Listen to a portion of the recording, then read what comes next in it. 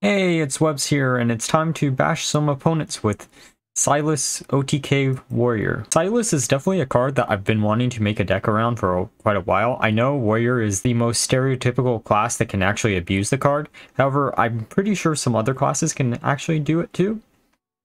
And there's probably going to be a video on one of those classes in the coming future. But I wanted to try to make use of the version that was most well known first, because it would give me the general idea of how to build the other style of decks later on. For Mulligans, this is basically a control warrior deck, except with the OTK package stapled on it to it, so you have some type of win condition in the current meta state. So you want to keep a bunch of cards that will suit early game removal. However, you want to be kind of relaxed with your shield slams, because you always want to make sure you have one for the OTK combo later game. Better cards to keep in your opening hand would be cards such as Minefield or Bladestorm. Even cards like Coerce can be really useful, or even Rancor, even though this might be a little bit slower. But this card in particular can actually allow you to survive for quite a bit of time, since the game plan of this deck is to get as much armor as humanly possible and then shield slam into your opponent's face. Now, with that being said, let's get into the games. Alright, time for game 1 against Mage. This is honestly one of the worst matchups that we possibly could get. Not as bad as Questline Warlock, but still is.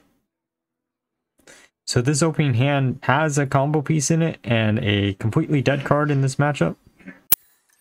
Though that is assuming they were Questline, and of course they are.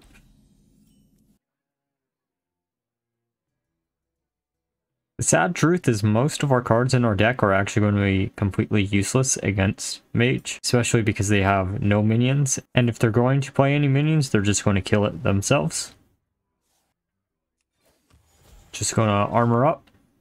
This matchup also is bad just because of the fact that we won't be able to gain armor that quickly, unless they want to save their damaging spells for when they complete their quest reward. Good news is we're not only just drawing useless cards, but we're also drawing some combo pieces. I guess they're just going to hero power every turn. We're going to gain 1 armor no matter what. We can use the bulwark actually to prevent us from losing a bunch of armor in 1 turn. It's funny how that actually works out in the end. If only there were more ways to generate more bulwarks in the deck. Okay, so their heritage questline, which is different. It means some of our dead cards aren't actually dead. We can just instantly kill it with Minefield. Hopefully we can use Mutanus to actually snipe out a inherited minion. But because of how much mana that they've actually been using, I doubt that's going to actually happen. Because if they were to draw into a minion that has heritage, just like that, they're just going to instantly play it. There's no reason not to. So there's 2 ways we can deal with this. We can either use our shield slam, or use the stage dive, or even use a Bladestorm, which is what we did. They're not going to swarm the field, so I'm assuming the Bladestorm wasn't going to be wasted there, and it just gets it out of our hand. And even if they swarm the field, we can just use Brawl instead. Draw into the second shield slam, so we don't have to be afraid to use our first one. Going to play Mutanus. Actually get a minion out of their hand, which is great. So a secret, which is probably Ice Barrier. They're going to play Brain Freeze. Or so it isn't Ice Barrier, and it's probably Counter Spell.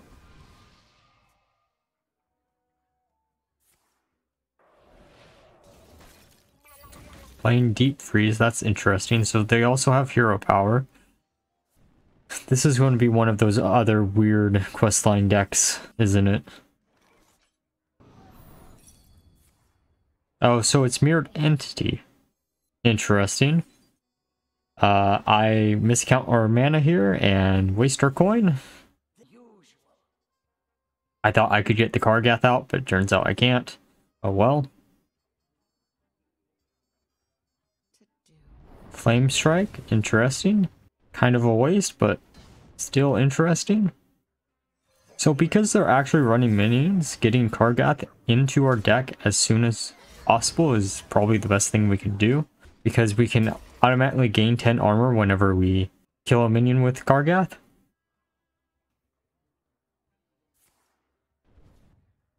It would be actually kind of interesting if Warrior got some type of Death Rattle support. So you could use Death Rattle with Armor Smiths in order to gain a bunch of armor while also getting something else out of it. I don't actually think something like that has ever actually existed in Warrior. Maybe it is just because Armor Smith would be way too good if you did. At least no cheap minion to trigger their Death Rattle. Just gonna draw our other axe to mill our deck out a little bit so we get closer to the combo pieces. They're probably not playing a Viper, so I'm not worried about them getting rid of the axe. And to be honest, I'd rather them get rid of the axe than the bulwark at any given point. We draw into Silas, which is great. Only missing the armor so we can actually do our combo. That's the one nice thing about the Silas combo in Warrior. You only really need 3 cards to pull it off, besides the general armor gain cards that you're playing throughout the game.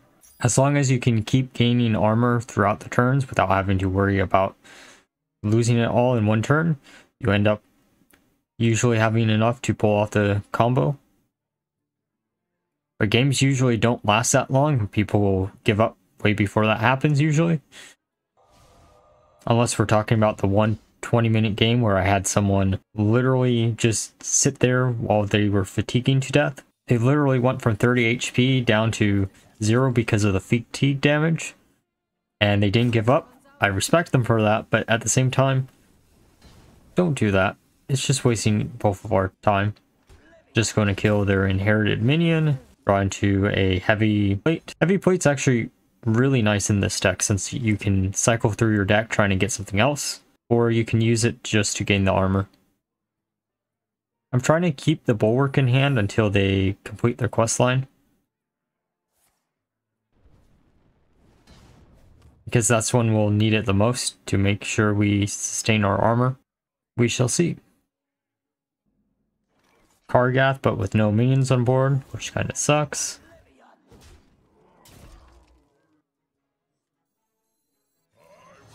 So I'm going to try to trigger a mirror entity here, which we do. So we do gain the armor from this. Probably wasn't the best decision in the world, but it guaranteed our combo next turn as long as they don't do enough damage to drop us below 23 armor. Because no matter what, they can do 2 damage, so we're down to 26. It's actually kind of strange they play Mirror Entity over Counterspell, given the amount of spell-based decks that are in the metagame right now. So they're just going to pass the turn. Interesting. So I guess we get our combo off.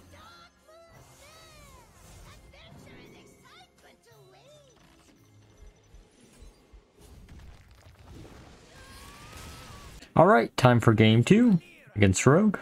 So this opening hand isn't the worst.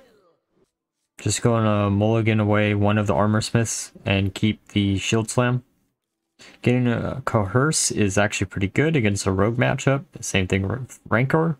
Rancor will actually allow us to clear out most of the board. So their quest line, which is not a deck that I was expecting. I really wish people would play more questline rogue. I get why they don't, but it's a fun deck. Play it. Though I do guess it's one of those quest lines where you only have one way to build it.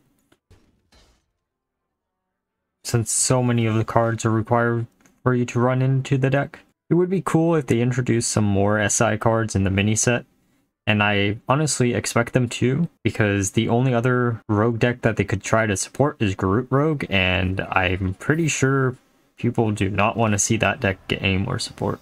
I guess they could also try Death Rattle Rogue, but why do Death Rattle Rogue when you can just support the quest line that hasn't actually seen that much play? This quest line is actually a perfect example of a quest line that is perfectly fair to play against, as it doesn't give you some type of infinite advantage. It just gives you a small advantage for one turn unless you can bounce it back into your hand somehow, which Rogue can do, but I don't even know what permanent advantage that they could have given the questline reward without it being broken. Because permanent stealth would be broken as shit, and that's the only thing that I could see fitting thematically wise. Or maybe some hero power that generates random cards from other classes, since it is the spy questline. This guy's toast.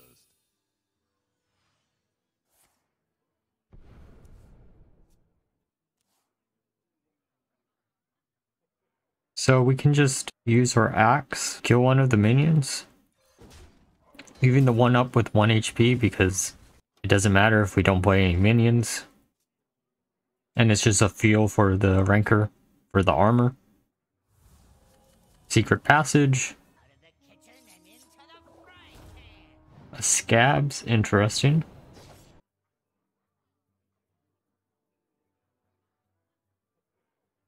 But why play the scabs with only one card in hand?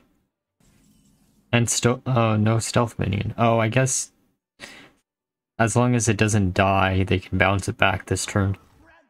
I should have killed the scabs, but we can just Bladestorm both of the minions instead. Drawing to a bulwark, which is nice.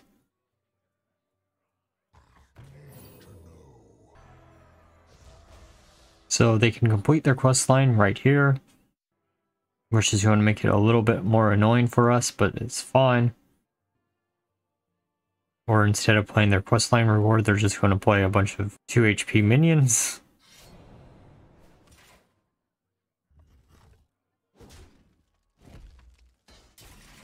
The question is to be greedy or not to be greedy with our rancor.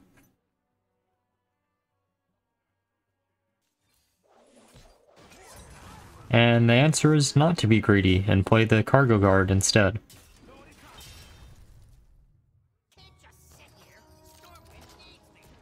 So they're going to play Spymaster Scabs.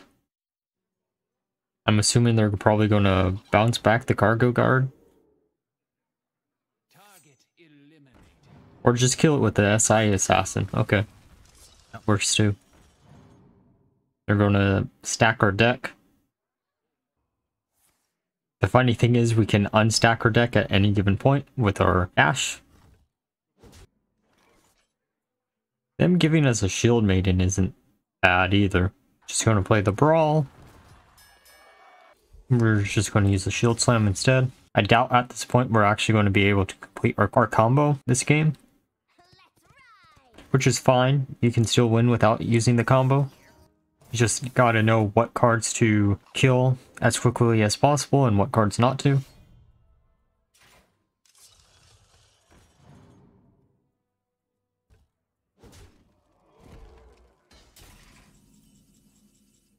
Drawing into a heavy plate.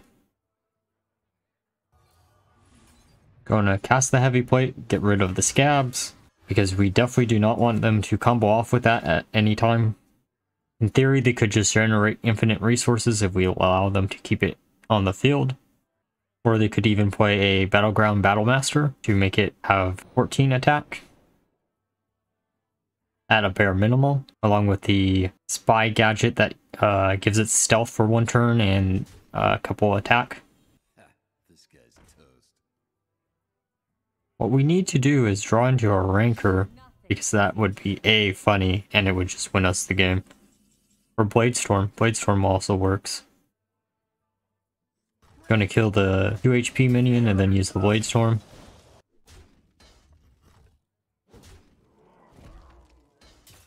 I wonder if they're starting to realize they're running out of cards to actually win the game with. Just gonna play the Mutanus, see if we get an Alexstrasza or something out of their hand. And we get a Lothar, which is actually really good. They're going to return it to our hand, which is honestly fine. Drawing into an armor vendor. Just going to armor up this turn, because why not? I wonder if they actually played that card in their deck or it just was randomly generated. Ah, so they're giving up at this point. Oh, I mean, when there's nothing you can do, there's nothing you can do. Alright, now that we're through the games, let's discuss how well the deck did and why I built the deck the way I did. So the deck performed relatively well as expected from a control deck in the current format. However, with people still wanting to play Questline Warlock and Questline Mage, there are some times where this deck just doesn't go off. It relies on controlling the board, and if a lot of players don't have an actual board and they're just doing damage through cards in their hand, it's harder to actually control the state of the game. And while you can win against some of the slower deck by not using the OTK combo and just using fatigue damage to burn them out, this deck doesn't really have a way to win against a deck that prevents themselves from fatiguing out, such as Questline Mage or Questline Warlock, which are dropping in popularity, but are still popular enough to mention it. The idea behind this deck was I really just wanted to use Silas in anything possible, and I figured I haven't really used the card that much since it came out except in Warrior, and it had been quite a while since I had last used it. So I wanted to refresh how these styles of decks played before I try to branch out to other classes, which I'm definitely going to eventually cover, because I'm pretty sure I came up with the idea for another class where this works perfectly well, and I can't wait to actually show that deck off too. The card that I actually kind of regret including in the deck, but you kind of need it because it's armor generation, is the Armor Vendors. They sometimes would actually prevent you from getting the OTK off. However, you need the extra armor generation in order to consistently get the OTK combo off, so they were included anyways.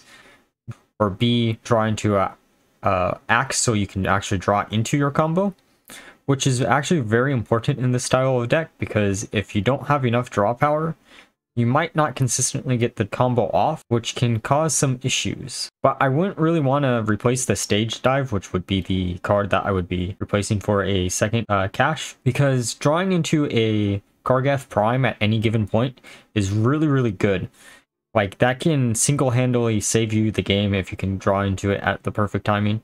Overall, if you enjoyed the idea of Control Warrior and you also enjoyed the idea of actually giving it some type of win condition, Silas is actually a perfectly fine win condition for the deck. However, you do run into the issues that Control Warrior in general is going to run into right now, which is you can't prevent some decks from not going into fatigue. There were some games where I was super close to the combo, and then Questline Warlock just drew myself into fatigue and got rid of all my armor, and there was nothing I could do about it. Those games you just kind of have to get used to, but against anything else, you usually can control the board quick enough in order for my opponent to just give up, since it was going to be a long game, and I slowly did enough damage to just chip away at their HP. Now, with that being said, if you enjoyed the video, please leave a like, subscribe, and a comment down below, and until next time, bye bye.